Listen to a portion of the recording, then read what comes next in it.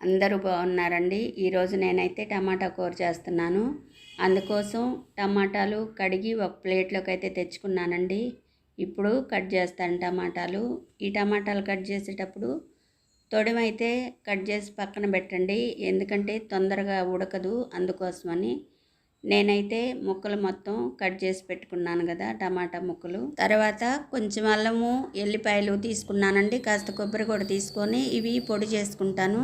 Stove వెలిగించి బాండి పెట్టి ఆయిల్ పోసి ఎండుమిరపకాయలు అయితే 2 తుంపేసాను. అవి వేగిన తర్వాత తాలింపు గింజలు అయితే వేసి ఇది కలుపుతూ ఉన్నానండి. ఇది మాడకుండా కలుపుకుంటూ ఉండాలండి, మాడితే బాగోవు కదా గింజలు, అందుకోసం. ఇప్పుడైతే తాలింపు గింజలు వేగినాయి కదా, 4 పచ్చిమిరపకాయలు, పెద్దుల్లిగడ్డ ముక్కలు కూడా వేసి ఇలా కలుపుకుంటున్నాను.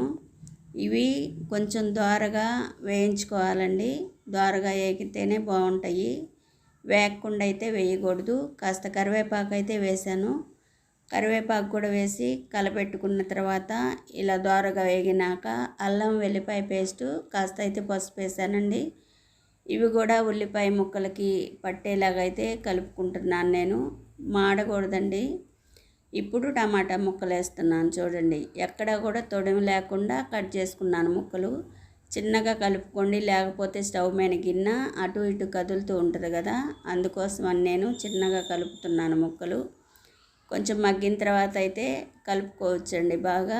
ఇప్పుడైతే మూత పెట్టేసి మగ్గిస్తున్నాను. చూసారా, సగం అయితే మగ్గినాయి కదా ముక్కలు. ఇవి అడుగంటకుండా కదుపుకుంటూ జాగ్రత్తగా చేసుకోవాలండి. చూడండి, ఇప్పుడు బాగా మెత్తగా అయినాయి కదా ముక్కలు. ఈ కూర చపాతీలోకి కానీ పుల్కాలోకి కానీ రైస్లోకి కూడా బాగుంటుందండి.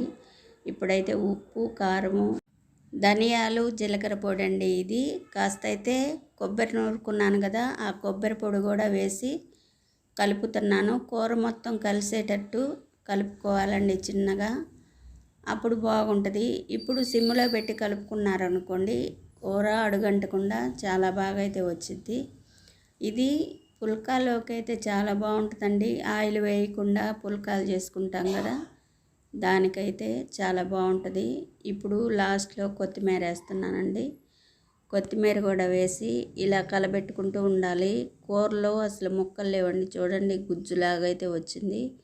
ఇలా చేసుకొని తింటే చాలా బాగుంటుందండి. నేనైతే ఇలానే చేశాను. చపాతీ, పుల్కా, రైస్లోకి దేనిలోకైనా బాగుంటుంది. ఆయిల్ వేయకుండా పుల్కా చేస్తాం కదండి, దానిలోకైతే ఈ కూర ఇంకా రుచిగా చాలా బాగుంటుంది.